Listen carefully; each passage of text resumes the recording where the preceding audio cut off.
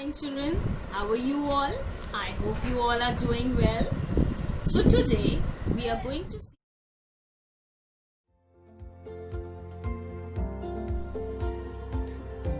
Good morning, children. So let's begin with this new chapter of physics, that is energy. Now children, every day in the morning when you get up, you take breakfast. In the afternoon you take lunch. At night you take dinner. At least 3 to 4 meals we take, every one of us takes in every one particular day. Why?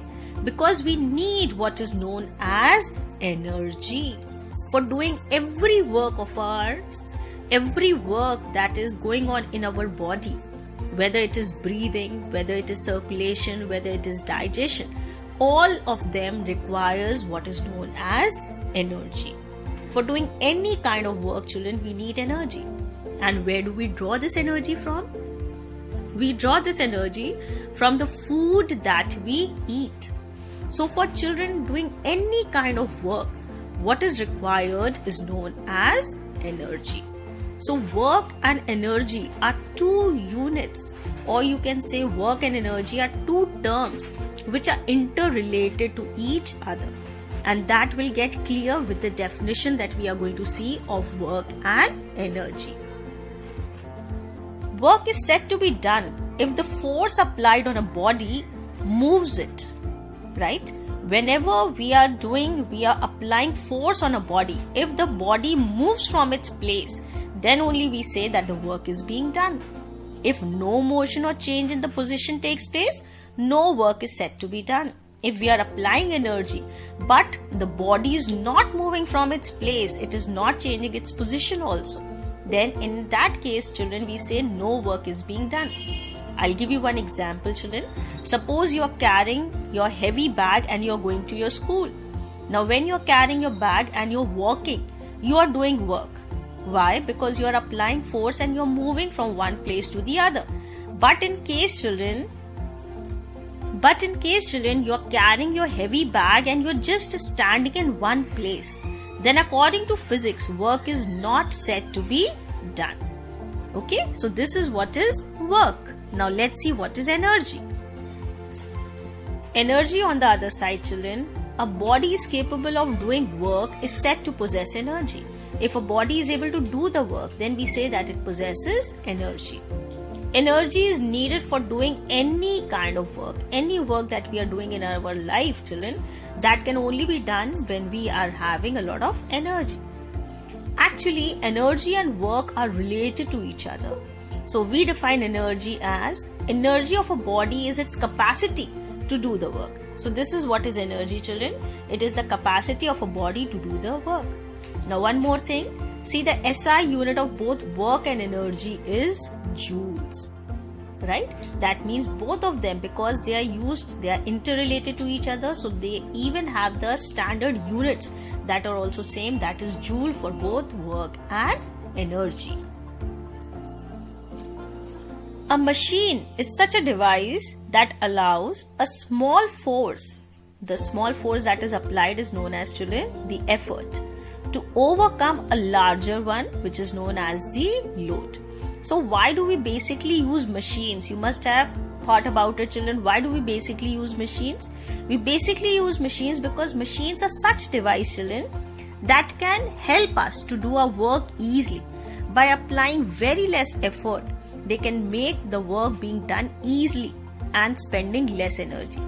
Like for example, I'll give you one example. In the earlier days when we didn't had the mixer grinders and the food processors and all, our mothers used to, or maybe the grandmothers, if I say it correctly, children, the grandmothers used to grind all the paste for making various vegetables and various delicacies on a stone using another piece of stone, right? So at that time everything was being done by hands, and they were using various kind of basic things that were used for grinding. Like for the grinding of the grains, everything was being done in the home only, children. So everything that was being done at that time was without the aid of the machines. But today, do we expect our mothers to do anything by hands like that? No. Even for washing the clothes, now we have the washing machine. But earlier, people used to wash the clothes by their own hands. So, machines have made the things become very, very easy and less time taking. We can get the work done within no time using lesser amount of energy. So, that is why we use machines. There are three basic machines: the inclined plane, which we call it as a ramp, children, the lever, and the wheel and axle. Now these are the three basic machines. All other machines are the combination of these three basic type of machines. All the other machines are the combination of these three basic types. Simple machines that are derived from the inclined planes can include like a wedge, the gear, and the screw. The spanner is derived from the lever, the pulley from the wheel. So this way, children, all the machines that are made are basically from these three type of machines, and that are inclined plane and the lever and wheel and axle. Now have a look at this picture, children. This will tell you this is an inclined plane. You must have seen at many places we use inclined planes, like when you are entering a mall or something, then at the entrance they use the inclined plane, right? At the railway stations you must have seen the inclined plane. In the hospitals the inclined planes are used for taking the patients in and out of the hospital. This is a lever. A straight rod which is bent slightly is known as a lever. This is a wedge. Now this portion is actually the wedge. This is a screw, all of you must have seen in your home. A pulley you must have seen. The cranes and all, they work on the pulley. Then even say in villages, to draw the water out of the well they use a pulley. And this is a wheel and axle. You must have seen in the toy cars that are there that your brothers play with, or maybe you might have seen in the rickshaws, children. The chain runs on this wheel and axle. So these are the simple machines. Let's come to the next heading, children: effort and load. These are the terms that are used with regard to machine. And what are these? Let's see. Effort is the force that is applied to the machine. That means the force that we are applying on the machine for getting the work done by the machine, children, is known as the effort. And load is the force that the machine applies to the object. Whatever the machine is applying, whatever force the machine is giving to the object is known as the load. So these are load and effort. One is what we apply and the other is what the machine applies.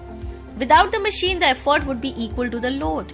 With it, the effort is usually much less than the load. And why do we actually use machines, children? Because we have to spend a lesser amount of energy in comparison to otherwise if we do the same work without the aid of machines.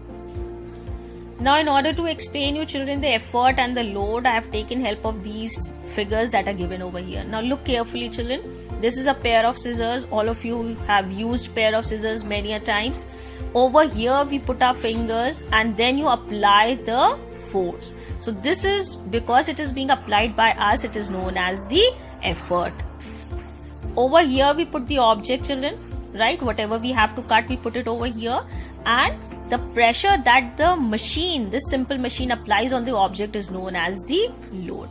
So effort is what we apply, load is what the machine applies. And because the blades are going to move around the center point, it is known as the fulcrum.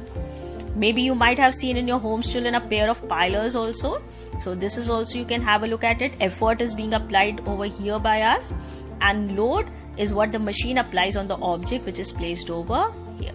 So this is how is effort and load applied in a simple machine.